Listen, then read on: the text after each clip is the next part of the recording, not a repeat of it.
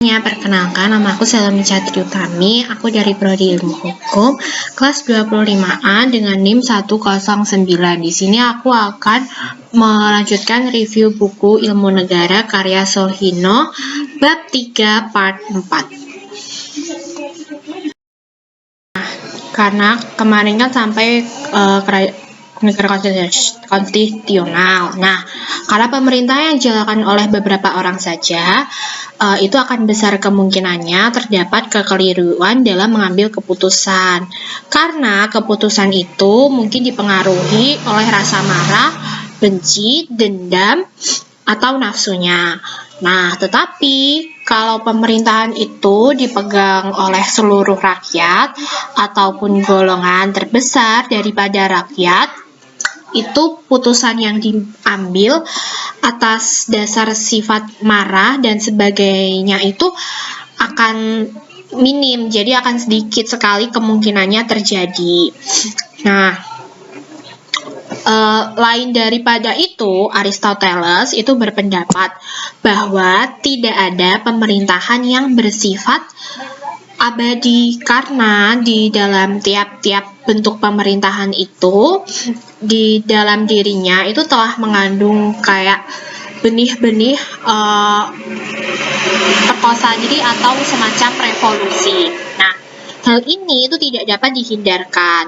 Oleh karenanya, karena memang sudah merupakan pembawaan daripada sifat-sifat manusia. Nah, contohnya itu misalnya nih, ada golongan yang menghendaki adanya persamaan antara sesama manusia, karena mereka itu udah merasa atau menganggap dirinya sama dengan orang lain, baik dalam kecakapannya maupun dalam kemampuannya. Nah, tetapi sebaliknya ada pula golongan yang menghendaki atau menginginkan adanya perbedaan.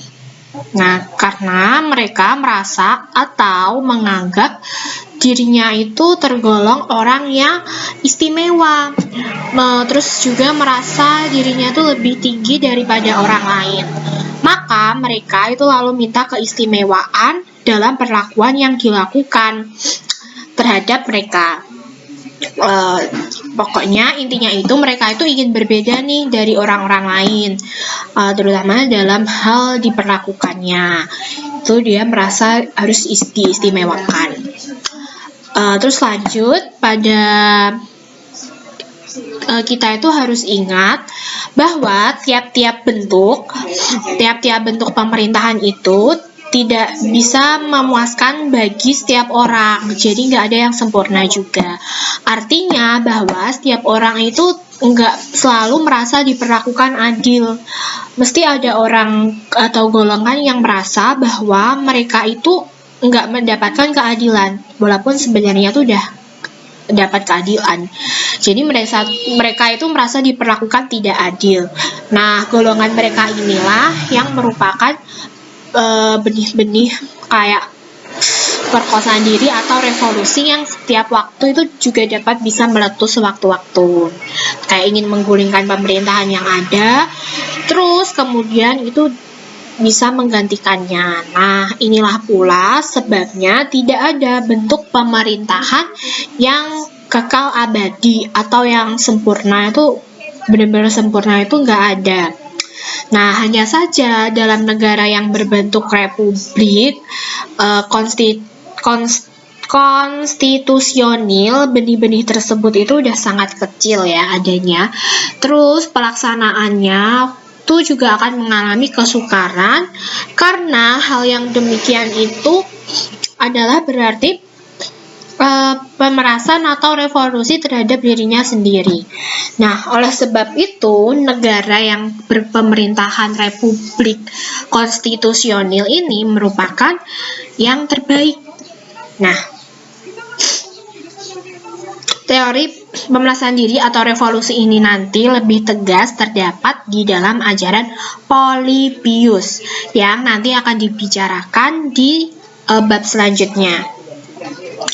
Nah, jadi menurut Aristoteles itu bentuk negara yang terbaik itu adalah republik konstitusional. Kenapa?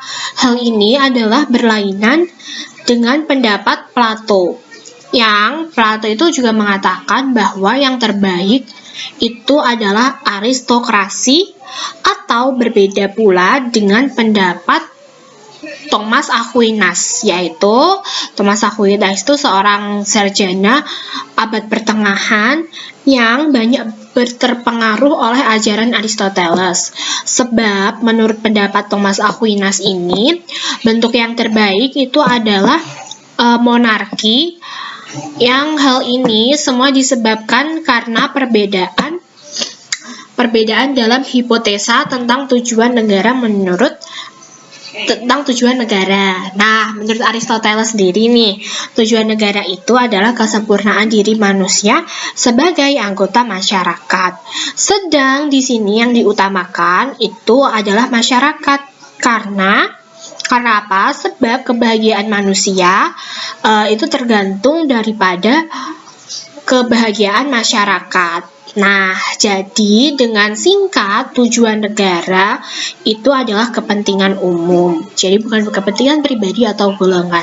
Nah, sedangkan kalau menurut Plato sendiri nih, tujuan negara itu pengertiannya adalah mengetahui atau mencapai ide yang sebenarnya. Nah, Aquinas lain lagi pendapatnya. Menurut beliau, tujuan negara itu adalah mengusahakan adanya kesatuan. Jadi dari tokoh-tokoh tersebut itu pendapatnya tentang tujuan negara itu juga udah berbeda-beda. Nah, akan tetapi pendapat Aristoteles yang mengatakan bahwa negara atau masyarakat itu merupakan bagian yang tertinggi dalam abad-abad berikutnya, itu akan mendapatkan penilaian lain dari sarjana berikutnya, ialah Epicurus atau Epicurus. Nah, itu pendapatnya juga lain lagi. Epicurus ya, dalam pemikirannya itu nanti berlainan dengan keadaan pada waktu hidupnya Aristoteles, yaitu ketika sedang jaya-jayanya kerajaan Tunis dari Raja Alexander yang Agung. Nah, maka Epicurus itu hidup itu sekitar tahun 342 sampai 271 sebelum Masehi. Ketika kerajaan dunia dari Raja Alexander yang Agung tersebut jatuh. Nah, setelah Alexander yang Agung wafat pada tahun 323 sebelum Masehi, sebagai akibatnya negara Yunani itu terpecah belah karena wafatnya tokoh beliau. Keadaan ini nanti akan berlangsung terus nih sampai negara Yunani itu menjadi bagian dari kerajaan dunia Romawi. Terus karena keadaan tersebutlah maka Epicurus telah menciptakan aliran baru dalam dunia filsafat yang ajarannya tentang negara dan hukum berdasarkan atas keadaan yang telah berubah itu. Jadi berubah lagi nih. Terus karena keadaan negara yang telah terpecah belah itu, maka sifat hubungan antara manusia dengan negara itu juga ikut berubah.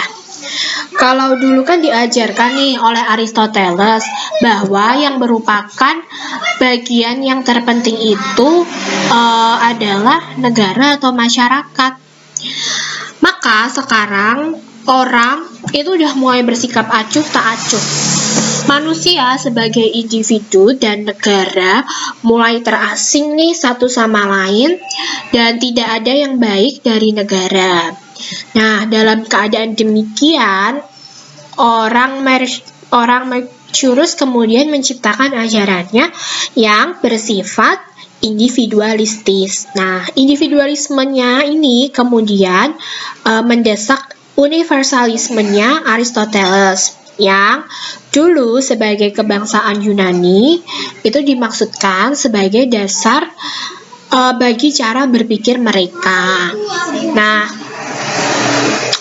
jadi Epicurus itu adalah pencipta daripada ajaran individualisme yang menganggap bahwa elemen atau bagian yang terpenting bukanlah negara atau masyarakat, seperti dalam universalismenya Aristoteles. Jadi juga berbeda lagi.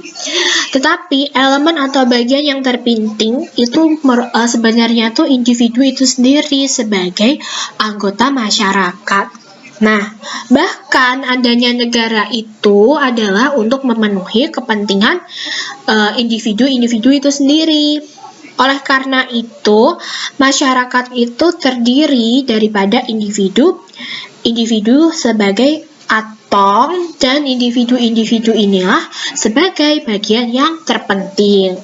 Terus maka bisa disebutkan ajaran Epicurus tentang sifat susunan masyarakat atau negara itu disebut ajaran atomisme.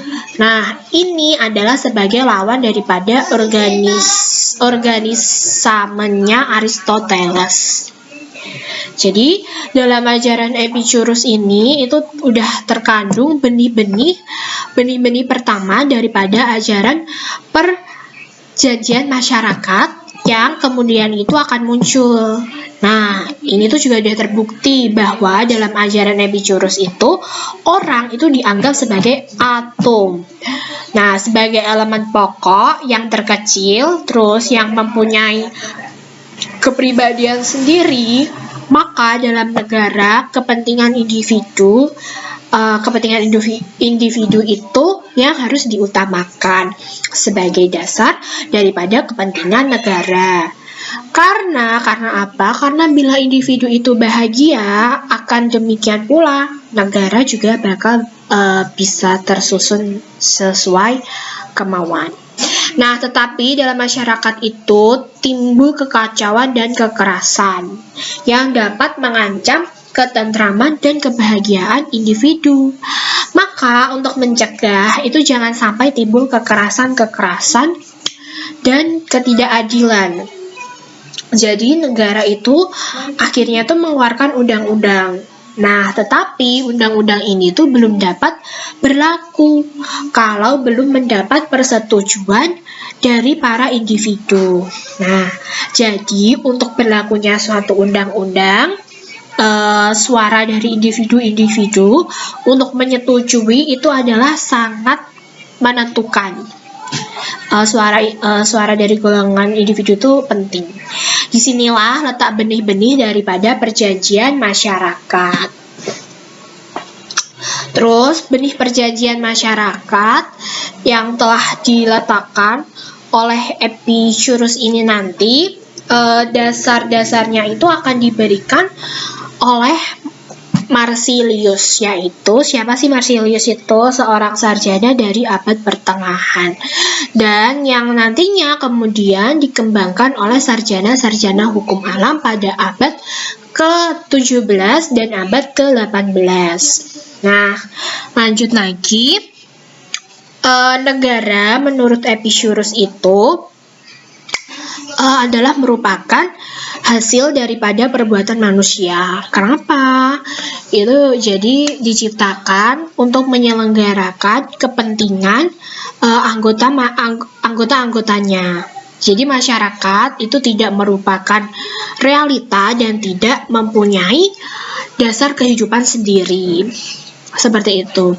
Terus manusia itu sebagai individu dan juga sebagai anggota masyarakat yang dimana mereka itu mempunyai dasar-dasar kehidupan yang mandiri dan yang merupakan realita itu yang merupakan menjadi realita. Terus jadi menurut Epicurus itu yang hidup itu adalah individunya, yang merupakan keutuhan itu juga adalah individunya.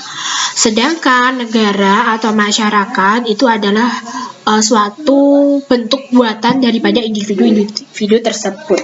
Jadi sama dengan benda yang mati dan merupakan suatu mekanisme.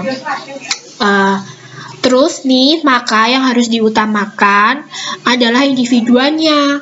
Kepentingan individulah yang pertama-tama harus dipenuhi. Karena apa? Sebab individu itulah yang menciptakan negara. Jadi, oleh karena itu, kalau kepentingan individu itu sudah terpenuhi nih, nah, itu nanti akan menjadi kuat.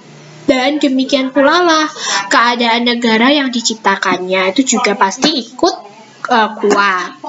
Nah, negara itu dimaksudkan untuk memenuhi kebutuhan-kebutuhannya. Jadi, negara hanyalah merupakan alat saja untuk dapat melangsungkan hidupnya. Nah, dalam hal ini, itu menurut Epicurus, negara itu mungkin dibuat oleh manusia dengan secara disengaja atau mungkin hanya secara kebetulan saja. Jadi menurut Epicurus seperti itu. Nah, tetapi nih bagaimanapun juga negara itu mesti untuk kepentingan manusia. Dan tugas negara hanyalah melayani manusia. Jadi seperti itu. Atau bisa jadi pada hakikatnya negara itu adalah merupakan alat bagi manusia untuk memenuhi kebutuhannya. Nah, sedangkan tujuan daripada negara itu adalah menyelenggarakan ketertiban dan keamanan, dan untuk terselenggaranya ini, orang itu juga harus menundukkan diri kepada pemerintahan yang bagaimanapun itu bentuk pemerintahan itu dan sifatnya itu harus dipatuhi. Jadi menurut Epicurus juga nih, lagi tujuan negara itu selain menyelenggarakan ketertiban dan keamanan, itu juga ada yang terpenting. Apa sih yang terpenting? Itu adalah menyelenggarakan kepentingan perseorangan. Jadi berarti menyelenggarakan kemanfaatan pribadi. Nah, tetapi dijelaskan oleh Epicurus lagi bahwa yang dimaksud dengan kemanfaatan pribadi itu bukanlah kemanfaatan yang bersifat materialistis. Nah, walaupun mesti itu kadang-kadang juga harus diusahakan juga sih. Nah, tetapi beda lagi nih, melainkan yang penting itu adalah kegunaan yang bersifat kejiwaan atau kerohanian. Jadi, oleh karena itu, kemanfaatan ini itu sifatnya lebih langgeng atau lebih lama, abadi, bila dibandingkan dengan kegunaan yang bersifat materialistis. Begitu. Nah, dengan demikian, itu bisa kalau Plato itu telah berusaha memperbaiki kecenderungan hati orang di dalam negara dengan melalui jalan dialektikanya. Dan Aristoteles itu juga hendak mempertahankan keadaan itu dan hendak memperbaikinya. Dengan apa? Dengan pengetahuan kenyataan yang sebenarnya. Yaitu apa? Yaitu dengan ajaran filsafat ontologinya. Nah, sedangkan Epicurus dengan sikap pikirannya yang tak acuh, jadi beliau itu terpaksa memberikan penyesuaian pikiran dan pertolongan kepada keadaan yang bobrok, terus tanpa harapan, tanpa usaha, itu untuk menyelamatkan diri dari keadaan-keadaan itu. Nah, oleh karena itu ajaran Epicurus tentang negara dan hukum itu hanya berkembang dan mempunyai manfaat pada saat itu saja. Jadi cuma sebentar. Sedangkan untuk kemudian itu nanti akan tidak mempunyai nilai sama sekali, udah nggak berharga. Karena keadaan telah berubah sama sekali. Sedangkan ajaran Epicurus itu kiranya itu juga hanyalah khusus ditujukan untuk memperbaiki ataupun mengatasi kebobrokan masyarakat pada saat itu saja. Jadi ya tidak kekal, tidak abadi, cuma hanya saat itu saja. Nah, maka keadaannya itu tidaklah seperti mazhab filsafat yang kedua dari masa Yunani, yaitu mazhab kaum Stoa. Apa itu? Yang pertama ada Zeno. Apa Zeno? Jadi mazhab filsafat yang kedua dari zaman Yunani sebelum negara itu ditaklukkan oleh Romawi itu adalah mazhab filsafat kaum Stoa atau Stoikin, yaitu tokohnya itu adalah Zeno tadi. Nah, kenapa sih dinamakan kaum Stoa? Yaitu karena Zeno itu selalu memberikan pelajaran di lorong-lorong yang banyak tonggak temboknya atau stoa itu ya. Nah, seperti halnya dengan Aristoteles pada waktu itu, ia itu menjadi mahaguru filsafat pada perguruan tinggi filsafat di Athena. Ya, jadi mempunyai kebiasaan jadi memberikan pelajaran sambil berjalan ke sana kemari gitu. Maka masa filsafatnya itu dinamakan peripatetis ya. Nah, ajaran filsafat Zeno itu juga sangat berlawanan dengan ajaran Epicurus. Kenapa sih? Karena ajaran Epicurus itu kan berpokok pangkal pada manusia sebagai atom. Dan kalau pandangan hidupnya yang yang individualistis. Sedangkan kalau ajaran Zeno itu bersifat universalistis, dan universalismenya itu enggak hanya meliputi bangsa Yunani saja, seperti yang diajarkan dalam filsafatnya Aristoteles. Nah, tetapi itu meliputi seluruh manusia dan bersifat kejiwaan, jadi seluruh kemanusiaan. Oleh karena itu juga lenyaplah perbedaan antara orang Yunani dengan orang-orang yang sifatnya itu jelek ya. Nah, antara orang yang merdeka dengan budak, dan kemudian timbullah moral yang memungkinkan terbentuknya kerajaan dunia, yaitu di mana setiap orang mempunyai kedudukan yang sama sebagai warga dunia. Nah, karena itu oleh kaum Stoa, orang-orang yang hidup di dalam masyarakat itu digambarkan kayak sebagai suatu kesatuan dan bersifat abstrak. Nah, maka inilah yang memungkinkan terciptanya persatuan umat manusia itu. Nah, hukum yang berlaku itu adalah hukum alam. Apa sih hukum alam? Nah, hukum ini sifatnya adalah abadi dan tidak berubah-ubah. Nah, di antara hukum alam ini adalah akal kita yang memungkinkan kita dapat mengetahui segala hal itu, dan inilah juga yang memberikan kemungkinan kepada manusia untuk membentuk negara dunia.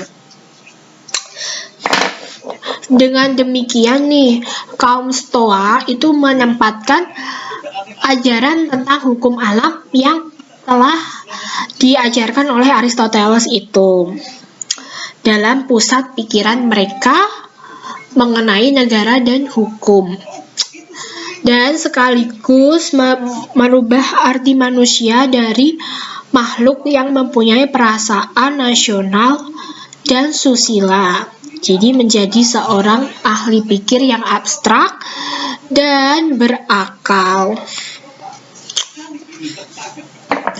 Terus baik, kita akan lanjut nih dari akibat sebelumnya. Nah, jadi pengalaman dari kaum Stoa itu menjadi dua, yaitu di satu pihak menggambarkan manusia yang merasa hampa dalam masyarakat yang sedang merosotan, terus dalam arti kemerosotan sosial etika. Sedangkan di pihak lain, kaum Stoa itu juga menunjukkan jalan keluar dari kemerosotan masyarakat dan keruntuhan negara ini dengan syarat-syarat etika yang minimum. Terus, kaum Stoa itu dengan ajaran-ajaran universalisnya justru ingin mengajarkan agar manusia itu bisa beradaptasi dengan tatanan dunia internasional. Dan dengan demikian, praktik mematikan pikiran demokrasi nasional sebagaimana diajarkan oleh Aristoteles, yaitu di saat yang sama, bangsa Romawi itu justru melebarkan sayap kekaisaran dunia mereka. Karena itu bahwa bangsa Romawi itu justru akan mentransfer filsafat Stoa ini dengan bangsa Yunani sebagai sesuatu yang sangat berguna bagi mereka, yakni untuk menciptakan kerajaan dunia. Dan dengan demikian itu kita sampai pada era Romawi. Nah, di era periode Romawi kuno ya, era Romawi tapi pada Romawi kuno dahulu. Yaitu pasti berbeda nih dengan periode Yunani. Jadi pada periode Romawi itu ilmu pengetahuan, khususnya ilmu pengetahuan tentang negara itu tidak dapat berkembang sedemikian rupa. Sehingga pada kenyataannya itu sudah sangat sedikit ilmu pengetahuan yang kita peroleh dari periode ini. Namun orang-orang itu tidak boleh juga meremehkan pentingnya jasa dari bangsa Romawi. Karena apa? Karena meskipun sistem politik mereka itu juga tidak dituangkan ke dalam ilmu pemikiran, tetapi ditanamkan dalam praktik politik. Jadi hal itu dapat memengaruhi sistem politik seluruh dunia. Nah, lanjut, meskipun bangsa Romawi itu dalam beberapa hal hanya mewarisi budaya dan peradaban bangsa Yunani, tapi setelah negara Yunani ditaklukkan oleh bangsa Romawi pada tahun 146 sebelum Masehi dan kemudian dimasukkan ke dalam kerajaan Romawi, itu situasinya itu juga sangat berbeda dari kedua negara tersebut. Jadi perbedaan-perbedaan tersebut itu meliputi apa saja sih? Jadi pada era Romawi, ilmu pengetahuan itu tidak dapat berkembang pesat. Karena bangsa Romawi itu adalah bangsa yang lebih berfokus pada masalah praktis daripada berpikir secara teoristis. Nah, sementara bangsa Yunani itu lebih banyak orang yang suka berpikir, juga memikirkan negara dan hukum. Nah, bangsa Yunani itu menghasilkan banyak filsuf. Jadi, dengan cara ini, konsepsi kenegaraan dari bangsa Romawi itu hanya dapat diketahui dari praktik kenegaraan mereka. Karena apa? Karena memang konsepsi kenegaraan mereka itu selalu diimplementasikan dalam lembaga hukum dan lembaga negara. Sedangkan konsepsinya kenegaraan dari bangsa Yunani itu ditulis dalam banyak buku. Dan disinilah jadi dapat diketahui ya. Terus kekaisaran Romawi itu juga berawal dari negara yang terpecah belah, tetapi kemudian setelah melalui berbagai peperangan, situasi di Roma itu mengalami perubahan juga. Nah, perubahan yang paling penting itu adalah perubahan dari negara polisi atau negara kota, yaitu juga bisa disebut sebagai city-state. Nah, Romawi itu menjadi imperium atau pemerintahan dunia yang dapat menyatukan seluruh wilayah beradab dalam satu kerajaan. Nah, sedangkan pada zaman Yunani itu negara itu berawal dari persatuan nasional yang kompak, tetapi juga akhirnya itu juga runtuh karena negara itu juga terpecah belah. Nah, yang juga tidak dapat dikendalikan lagi untuk juga bisa dipersatukan tuh nggak bisa. Terus pemerintahan pertama di era Romawi itu adalah monarki atau yang mencakup berbagai kelompok etnis. Nah, pemerintahan monarki itu disertai oleh badan perwakilan yang anggotanya hanya terdiri dari kaum patrisian atau bangsawan.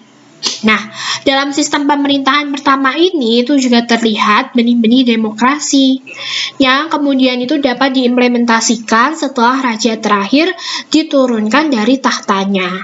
Nah, pada masa itu juga terjadi konflik antara kaum patrisian atau kaum bangsawan dan dengan kaum plebeian atau rakyat jelata. Perselisihan itu kemudian dapat diselesaikan dengan sebuah hukum yang dikenal sebagai hukum. Kemudian pemerintah itu juga dipegang oleh 2 orang konsul yang bersama-sama dengan dewan penguasa itu menjalankan pemerintahan dan hukum. Nah, maka dengan demikian negara Romawi itu telah mengalami perubahan dari kerajaan menjadi demokrasi. Tetapi hanya saja dalam keadaan darurat itu kayak misalnya dalam keadaan bahaya, perang, terus kekuasaan negara itu terpusat pada satu orang yang disebut diktator. Nah, diktator ini itu juga memiliki kekuasaan yang sangat besar dan juga absolut, tetapi hanya sementara juga. Maksudnya itu biar apa? Biar segala keputusan itu dan tindakan itu juga dapat diambil dan dilaksanakan dengan cepat. Namun kemudian setelah keadaannya itu juga kembali lagi normal, pemerintahannya itu juga kembali menggunakan sistem demokrasi gitu. Nah, terus dalam keadaan darurat, kekuasaan legislatif dan yudikatif itu juga dipegang dan dijalankan oleh seorang praetor, dan dalam melaksanakan tugasnya itu ia itu juga harus menyesuaikan peraturan perundang-undangan dengan kebutuhan baru dalam masyarakat yang terus tumbuh menuju kemajuan.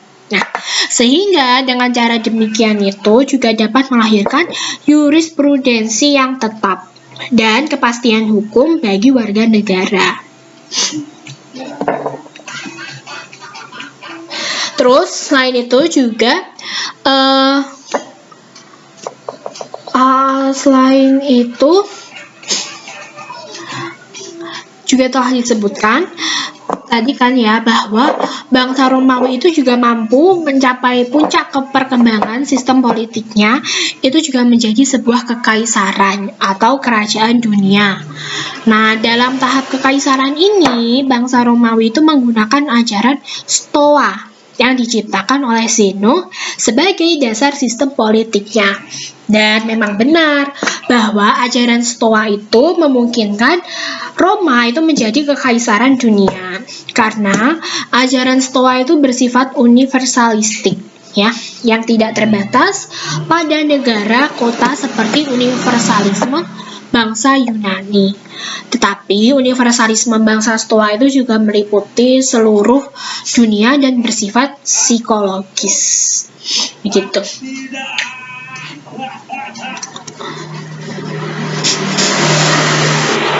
Nah, satu-satunya perbedaan itu juga adalah meskipun universalisme bangsa Romawi itu yang dijadikan dasar itu juga adalah ajaran kaum Stoa yang juga meliputi seluruh dunia, yaitu bahwa universalisme bangsa Yunani kuno, yaitu universalisme Aristoteles, hanya meliputi polis dan bersifat nasional.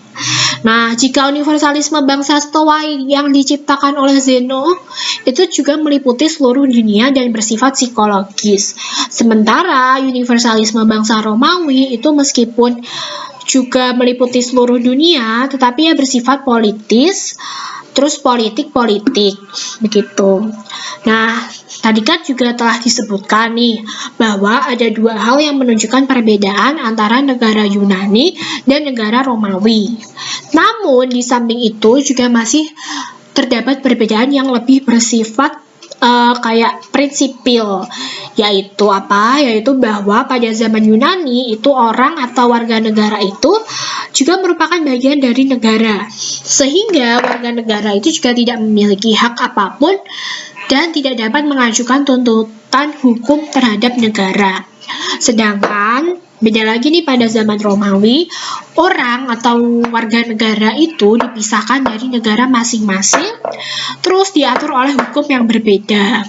Nah, hubungan antara satu warga negara dengan warga negara lainnya itu juga diatur oleh hukum privat atau bisa disebut juga hukum perdata. Sehingga mereka itu juga merasakan adanya kepastian hukum karena perselisihan di antara mereka itu juga nantinya akan diadili berdasarkan keseimbangan yang objektif. Sedangkan hubungan yang menyangkut negara itu juga diatur oleh hukum publik.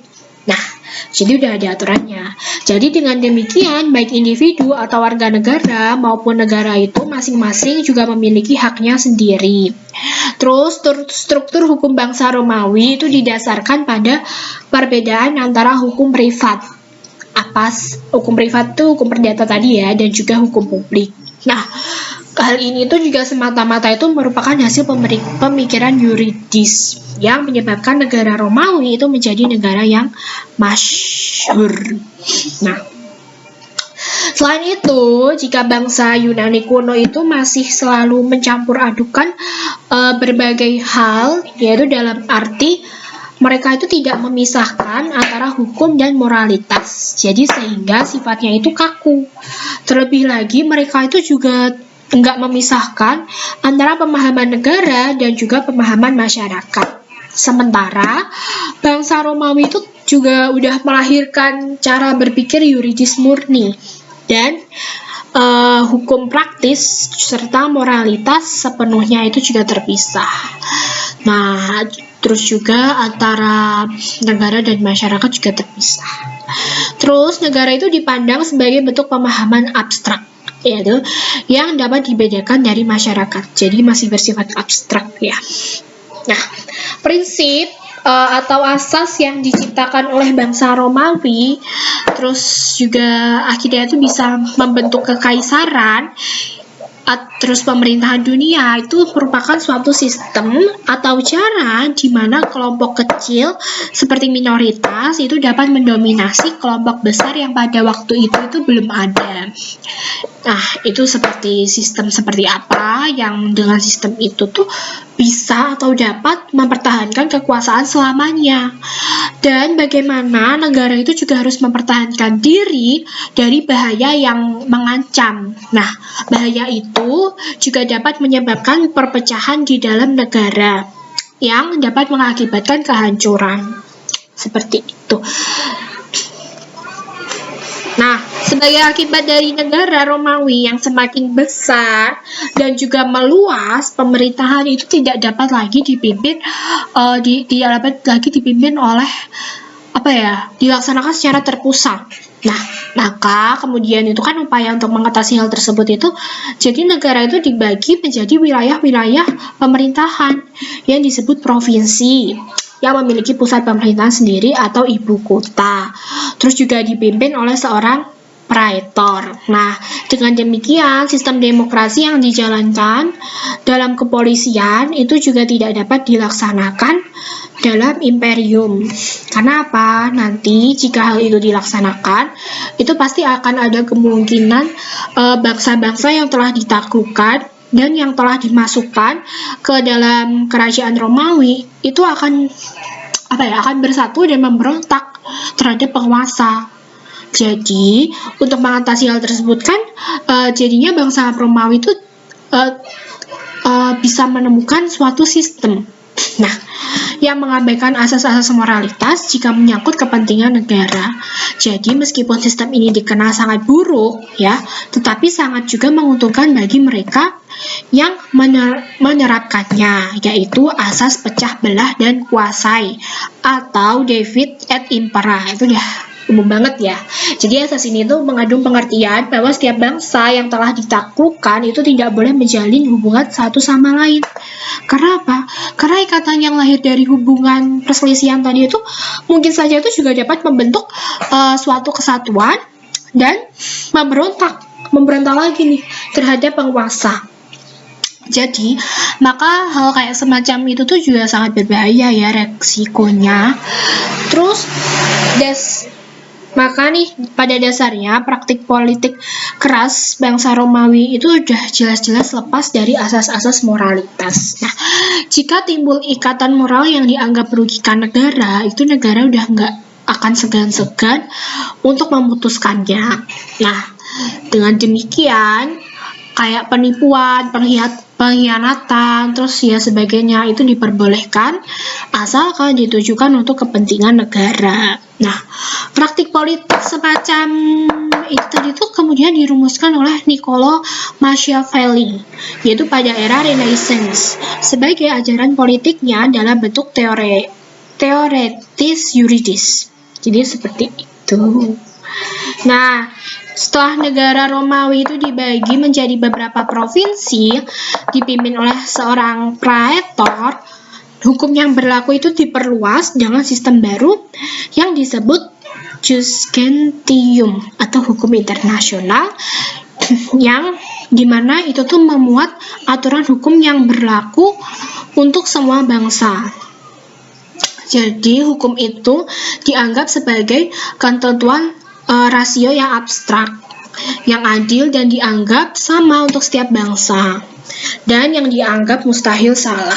Jadi dalam hal ini, ajaran kaum Stoa itu memegang peranan penting, karena menyebabkan orang itu berpikir secara yuridis. Nah, yang kemudian sampai pada kesimpulan bahwa hukum pemikiran abstrak di atas Jus Gentium itu, kemudian orang itu sampai pada gagasan Jus Natural atau hukum alam. Jadi ini berarti bahwa filsafat Yunani yang memuat hukum alam dari kaum Stoa itu juga telah mendasari hukum Romawi. Gitu. Nah, demikianlah pandangan negara di era Romawi, yang ternyata di sini tuh negara itu dibedakan dari masyarakat. Jadi negara itu adalah badan hukum di samping masyarakat. Jadi negara itu juga memiliki kepentingan dan tujuan sendiri, yang terkadang itu juga dapat bertentangan dengan kepentingan dan tujuan masyarakat. Nah, tetapi kekuasaan negara itu nggak absolut, karena kekuasaan ini tuh diperoleh dari rakyat. Dan dalam hukum perdata, negara itu dapat dituntut oleh warga negara untuk mengganti kerugian. Jadi, karena ketika negara melakukan tindakan yang merugikan warga negaranya, seperti itu. Nah, kekuasaan rakyat yang diserahkan kepada penguasa, yaitu raja, itu tidak bersifat turun-temurun. Jadi, sehingga setiap kali raja itu baru dilantik, rakyat itu kayak menyerahkan kekuasaannya kepada raja yang baru, dan setelah itu rakyat tidak dapat mengambilnya kembali. Jadi udah pasti gitu. Nah, hal itu tadi yang memberikan alasan bagi penguasa itu bisa untuk bertindak sebagai diktator. Dan hal semacam itu tadi memang terjadi pada kenyataannya, yaitu pada sekitar tahun 48 sebelum Masehi. Nah, Julius Caesar itu menjadi diktator seumur hidup, yang mengakibatkan Roma yang awalnya itu demokrasi, jadi kemudian menjadi monarki.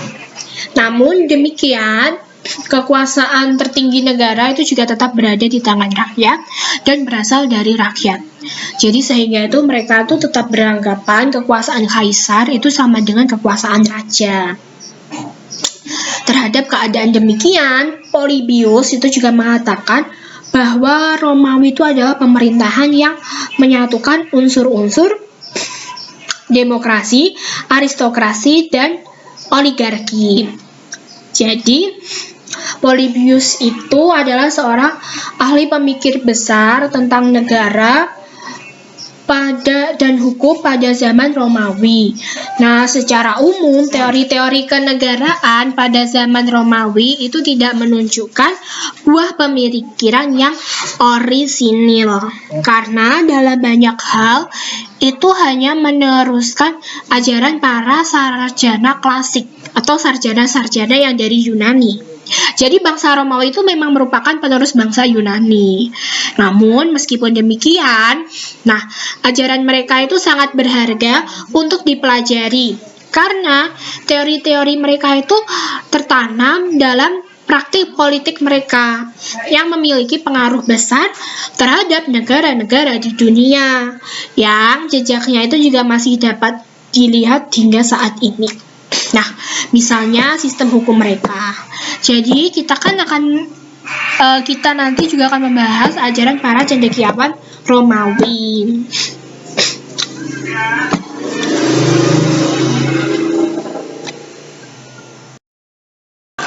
Nah, cukup sekian dari pembahasan bab 3 yang part 4 ini.